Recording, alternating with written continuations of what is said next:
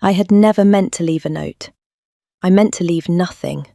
A folded blanket at the foot of his chair, the cup I had used set neatly by the basin, my boots, which I had taken off at his hearth without thinking, laced again at his door.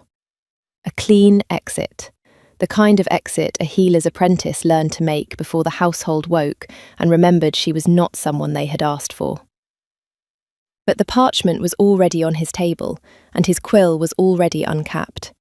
And I was already standing there in the grey hour before dawn, looking at a man asleep in a wooden chair he had no business sleeping in. His head had fallen against his own shoulder. There was a cut on his jaw I had cleaned the night before, and a bruise under his eye that would be worse by midday. The fire had gone low. He had not moved since I had eased the cloak over him 3 hours ago. I wrote 2 sentences because I owed him that much, and not 1 syllable more. Thank you for the kindness. Forgive me for not staying to repay it. I signed it with my first name only. Mira. No house, no rank, nothing he could trace if he chose not to. I let myself out the side door of the King's Solar, slipped through the kitchen corridor while the cooks were still raking ash, and was past the outer gate before the watch changed. By the time the sun cleared the eastern wall, I was 3 leagues into the pine country, with my satchel against my hip and my hood pulled low and my heart doing a careful, even thing in my chest that I refused to call regret. I was 23 years old. I had been raised by a healer who taught me that the surest way to ruin a kindness was to let it become a debt. Alaric of the Iron Reach had been kind to me for 1 night because his pride was bleeding, and I had been the one with thread and water. That was all. I knew that was all. I was wrong about almost every part of that, but I would not learn how wrong for another 9 days. If you had asked me before that night what I knew of the Alpha King, I would have told you what every village told you, that he was the strongest wolf in the 4 territories, that he had taken his crown at 20 by killing the man who had killed his father, that he did not laugh and did not drink and did not tolerate fools, and that his court was the most ruthlessly competent in living memory. He was a man people described in the same tone they used for hard winters. You prepared for him. You did not befriend him. I had been brought into the fortress that evening because his beta had been gored at a border skirmish, and the senior healer was 3 days out at a birthing. I was the substitute. I was told this in a tone that suggested I should be grateful and quiet, in roughly that order. I had been quiet. I had not been grateful. I had cleaned the beater's wound, packed it, stitched what had to be stitched, and given over the watch to a steadier woman than me at the 2nd hour after sunset. I had been told I might leave at dawn. I had been turning toward the corridor when the king had come down the stairs from his own solar with a cut on his jaw and his knuckles split open, and the page, who was meant to fetch the healer, had taken 1 look at me and pointed. So I had followed the king to his own room, because there had been no one else, and I had told him to sit down, and to my surprise, he had sat. Then I had told him to take off the cloak so I could see what else was wrong with him, and to my greater surprise, he had done that too. He had not been wounded badly. A bruised rib, the cut on his jaw, knuckles that needed cleaning more than stitching. But he had been tired in a way I had not expected from a man people described the way they did. Not weary from the fight. Weary the way some of my old patients had been weary, the ones who had been carrying something for years that no one had thought to take from them. I had cleaned what needed cleaning and bound what needed binding, and somewhere along the way I had said something dry about the state of his knuckles, something to the effect that the wall he had punched had clearly deserved it, and he had made a sound that I realised only afterwards had been a laugh. A short one, a surprised one. He had asked my name. I had given it. He had asked where I had trained. I had told him. He had asked if I was hungry, and I had said no, and he had said, "Liar," very quietly, and a tray had appeared on the side table, bread and cheese and a winter pear cut into careful pieces that he had not cut. I had eaten because I had been hungry, and because it would have been ungracious not to, and because watching the King of the Iron Reach eat slowly across the hearth from me at midnight was a thing my body did not yet know how to refuse. We had spoken, not of important things, of the road from my village, of a book he had been reading, which to my surprise was a book I had also read, of the beater's chances, which I had told him honestly were good. He had listened with the whole of his attention, which was a thing I had never had given to me before, by anyone who outranked my own father. At some point he had fallen asleep in the chair. I had set down my cup. I had pulled his cloak over him because the fire had begun to die, and because I had been raised to do that for any creature in front of any hearth.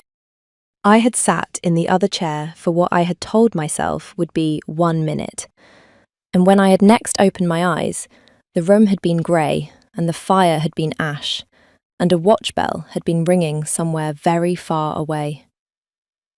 I had written the note. I had left. I had walked all morning and most of the afternoon, and I had reached my aunt's cottage at the edge of the pine country by the time the second moon rose. I had told her nothing useful, only that the beater would mend, only that I had been paid, only that I was tired. I had slept the way I had not slept in a year. I had thought, when I woke, that I had handled it well. I had not yet learned that the king had not slept at all.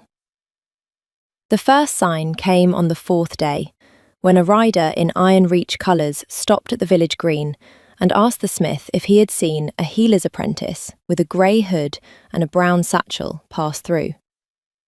The smith said no. The rider asked politely and left a coin and rode on. The smith told my aunt, who told me, who set down the bowl I was carrying and said something that was not quite a word. The second sign came on the 5th day, when an old woman 3 doors down received a letter from her son, who served in the king's household, and the son had written that the Alpha had not closed his eyes for 3 nights, and the court was beginning to be afraid. The old woman read this aloud in the kitchen of the inn, and several people remarked on it, and I went outside and stood very still in the dooryard for a long time and looked at the eastern road. The third sign came on the 6th day, when my aunt put down the kettle and looked at me across the table and said, "Mira, what did you do?" I told her, exactly. The beater, the cloak, the pear, the note. She listened with her hands folded in her lap. When I had finished, she was quiet for a while. Then she said, "Child, you do not write thank you and forgive me to a man like that and walk out before sunrise unless you know what you are doing. Did you know what you were doing?" I said, "I was being polite." She looked at me with an expression I had only ever seen her wear at deathbeds and the births of difficult children, and she said, "Oh, my sweet girl." I sat with that for the rest of the afternoon. I tried to find the part of me that did not understand. I could not find her. If you have stayed with me this far, stay a little longer.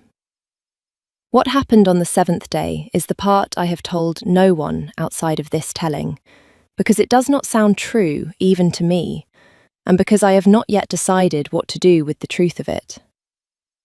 If this is finding you somewhere quiet, you might subscribe and stay for the rest.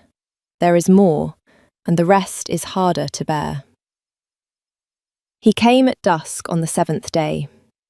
He came alone, which is the part the village still does not believe. No guard, no banner, no second horse.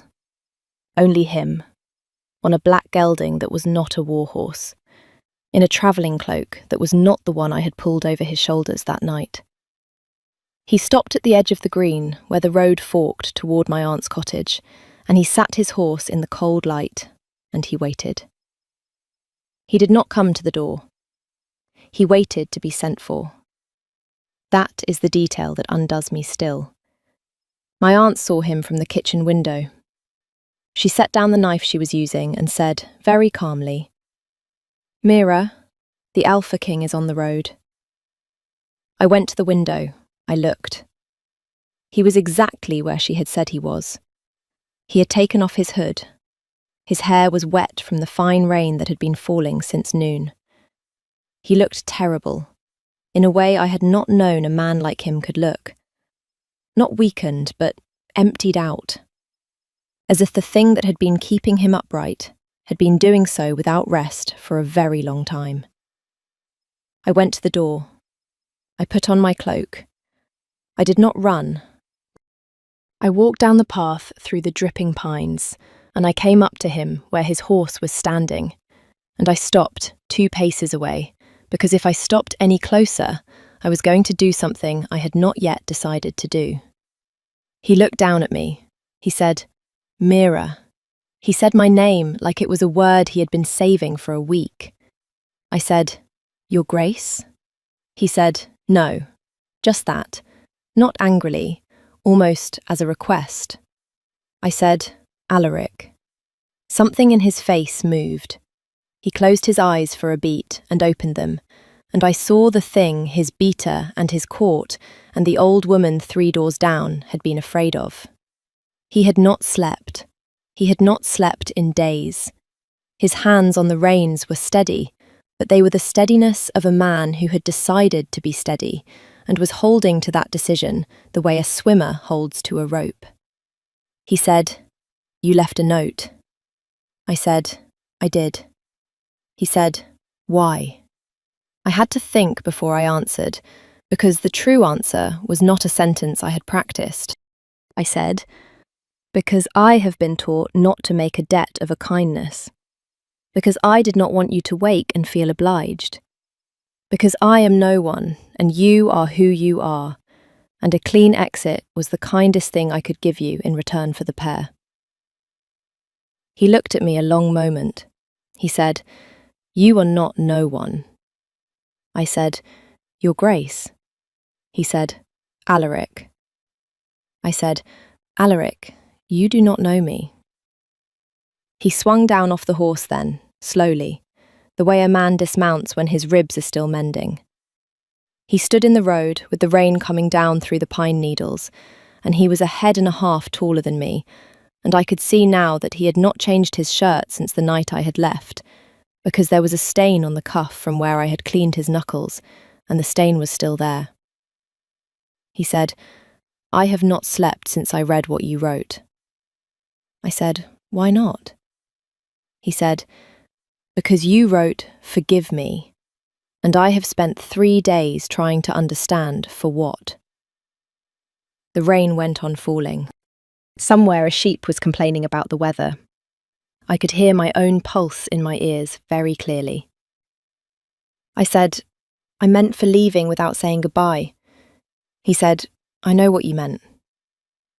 I read it until the paper fell apart in my hands. "I know every word in the order you wrote them." That is not what kept me from sleeping. I said, "Then what?" He said, "That you thought you owed me anything.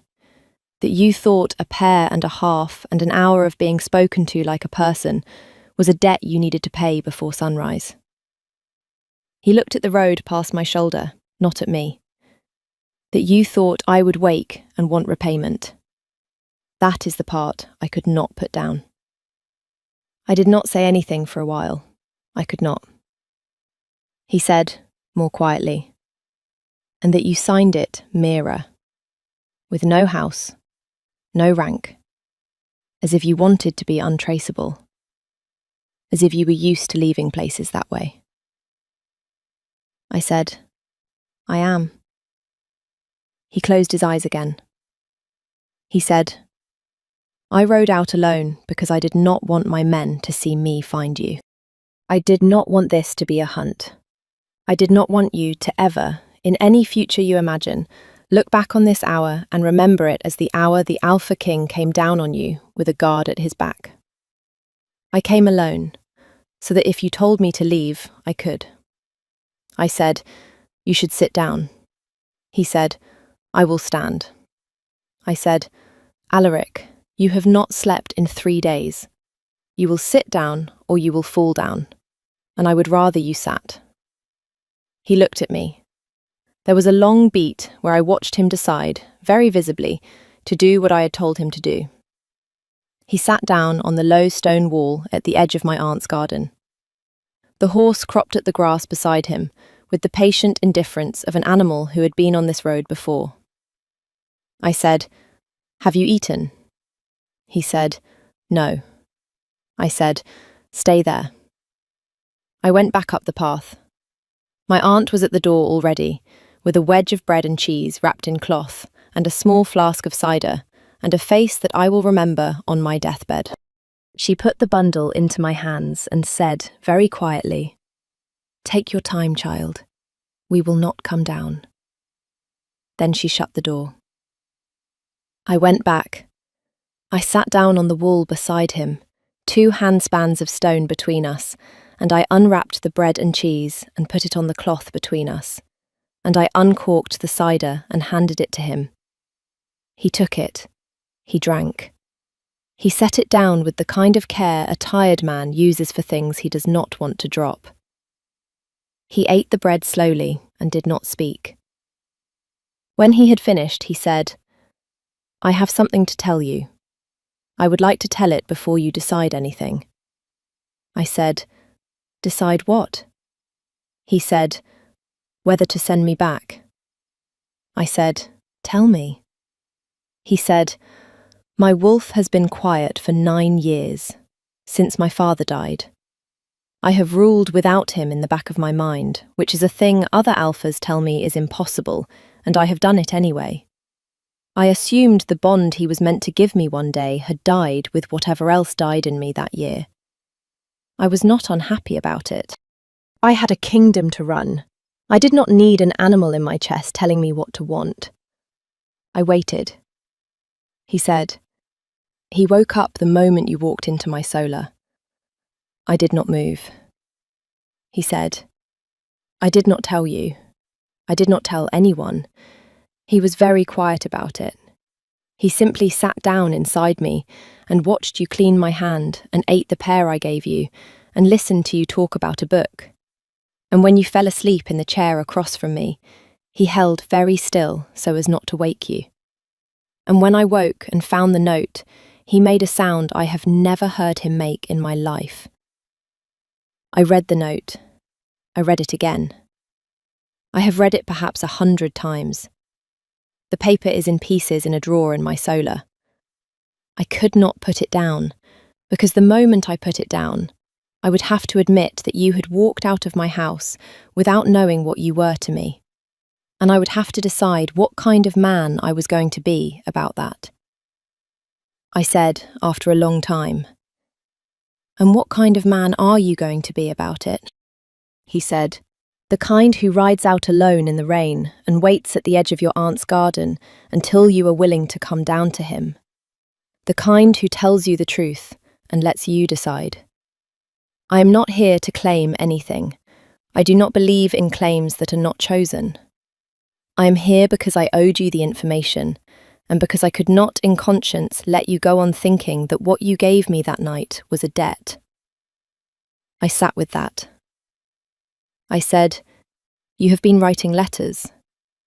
He looked at me sharply. I said, "Have you not?"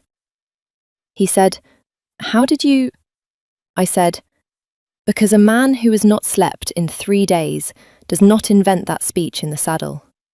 You have been writing it, to no one, for days, in your head and probably on parchment. You came down here with it folded inside your chest, and you have just opened it for me. Have you not?" He was quiet. He said, "There are 7 of them, in a drawer under the note. None of them are signed. None of them were ever going to be sent. I wrote them because I could not say them, and I could not stop wanting to say them. The first one says, "I do not know your second name, and I am afraid of how much I want to." That is the first letter. I have not sent it. I will not send it, now that I have said it aloud to your face. I felt the wall under my hand. I felt the rain in my hair. I felt my pulse settle into a slower, stranger rhythm that I would later understand was not mine alone. I said, "Alaric." He looked up. I said, "I left because I did not believe a man like you could mean a thing like that toward a woman like me. I am telling you that plainly, so that you know what you are arguing against." He said, "I know what I am arguing against. I have lived inside it for 9 years." I said, "I am a healer's apprentice from the Pine Country." He said, "I am aware." I said, "I have no house, no rank, no dowry. My mother was a midwife, and my father mended boots." He said, "You spoke to me that night the way no one has spoken to me since I was 12 years old. You told me my knuckles were stupid, and you handed me a pair, and you fell asleep across my hearth as if I were a safe man to fall asleep across from. Do you understand what that was? Do you understand that I have been the most powerful wolf in 4 territories for 10 years, and not one person in those years has fallen asleep in front of me on purpose?" I did not have an answer to that. He said, very carefully, "I am not asking you to come back with me. I am asking you to let me come down this road again. Once a week, if that is what you can bear, with no guard, with no claim, until you know me well enough to decide whether the man who wrote those 7 letters is a man you would let cross your threshold." I looked at him. I said, "That is the worst proposal I have ever heard." He said, "I am aware." I said, "You are the king of the Iron Reach. You cannot ride out alone every week to court a healer's apprentice in the Pine Country. Your court will eat you alive." He said, "Let them try." I said, "Alaric." He said, "Mira, I have not slept in 3 days. I do not care what the court does. I will ride this road every 7th day until you tell me to stop, or until you come with me of your own accord. And if my court has an opinion about it, they may bring that opinion to me directly, and I will hear it from horseback." I started laughing then, because there was nothing else to do. He looked startled. Then he looked something else, relieved, I think, in a way that hurt to watch. I said, "You are ridiculous." He said, "I have been informed." I said, "Eat the rest of that cheese." He ate the rest of the cheese. When he had finished, I said, "You will not ride home tonight. You have not slept. You will fall off the horse, and I will not have the king of the Iron Reach die in a ditch outside my aunt's garden because he was too proud to take a bed. There is a room above the inn. I will walk you there. You will sleep. In the morning you may ride home, and next week you may come back, and we will see what we see." He looked at me for a long moment. He said, "Mira." I said, "Alaric." He said, "Thank you." I said, "Do not thank me for sense." He stood up. He did not sway. The horse lifted its head. We walked together back through the village to the inn, and I spoke to the innkeeper, and a room was found, and I did not go up the stairs with him because I am not the woman who goes up the stairs on the 7th day. I went home to my aunt's cottage, and I did not sleep either, but I did not mind it, because I had spent the evening on a stone wall in the rain, being told the truth by a man who had ridden 100 leagues alone to deliver it. He came back the next week, and the week after. He came in plain clothes, on the same gelding, and he stayed for the afternoon, and we walked the pine paths, or sat in my aunt's kitchen and argued about the book. And on the 5th visit, he brought the 7 letters with him in a leather wallet, and gave them to me to read. And I read them in front of him while he sat at my aunt's table, with his hands folded like a man at prison sentencing. And when I had finished, I set them down and said, "The 4th one is the best. You should have sent it." He laughed then, a real laugh, the kind I had only heard once before. And my aunt came in from the garden and looked at the 2 of us and went straight back out without a word. The court did, of course, eat itself alive about it.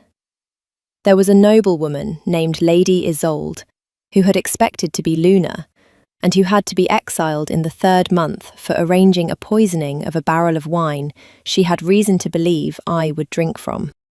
There was the matter of the announcement, which was made at the autumn council in front of every ranking wolf in the 4 territories, where Alaric stood from his throne and walked the length of the hall and took my hand in front of every one of them and said her name to the room. Mira of the Pine Country, who will be Luna of the Iron Reach if she will have me, and waited there in front of his entire kingdom for me to answer. I answered. The room did what rooms do. He did not let go of my hand for the rest of the evening. The kiss, when it came, was not in the hall. It was in the corridor outside his solar 3 nights later, after a fight we had about whether I would be allowed to keep treating villagers in the lower town once I was Luna. I won the fight. He kissed me at the door of the room where he had once fallen asleep in a chair, and I will only say this about it. Something inside me that had been folded up small for 23 years opened. He pulled back and looked at me as if he had just confirmed a thing he had already known for 9 months. And I touched his jaw, where the scar from that first night had healed pale and clean, and he closed his eyes. And I understood at last what his wolf had understood the moment I walked into that solar. We were married before the first snow. A year on, I was sitting in the window of his solar, our solar, though I still caught myself, reading a letter from the old woman 3 doors down from my aunt, who had written to thank me for the midwife I had sent for her granddaughter's birthing. Alaric was at the table behind me, doing something kingly with parchment, and I could feel, without looking, that he was watching me read. He did that. He had not stopped doing that. I said, without turning, "You are staring?" He said, "I am." I said, "Why?" He said, "Because you fell asleep across my hearth 1.5 years ago, and I have not yet recovered." I turned around and looked at him. He looked back at me, the king of the Iron Reach, with his quill in his hand and a piece of parchment in front of him and a face I had taught myself to read. He looked, more than anything else, rested. I said, "Sleeping again, are we?" He said, "Like a man who has been forgiven." I went back to my letter because I did not entirely trust my face. The note, the original 2 sentences I had written in the grey hour before dawn, was framed under glass on the wall above the hearth. He had pieced it back together from the drawer where it had fallen apart. He had not asked my permission to hang it. I had not asked him to take it down. If you have stayed with me to the end of this, and I hope you have, because the end is the part I most wanted to give you, tell me in the comments where you are listening from tonight, and whether you saw any of it coming, because I did not. I did not see 1 minute of it. If you would like to hear the rest of what happened in the Iron Reach that year, the Lady Isolde matter, the council, the snow, stay with this channel. There is more. There is always more.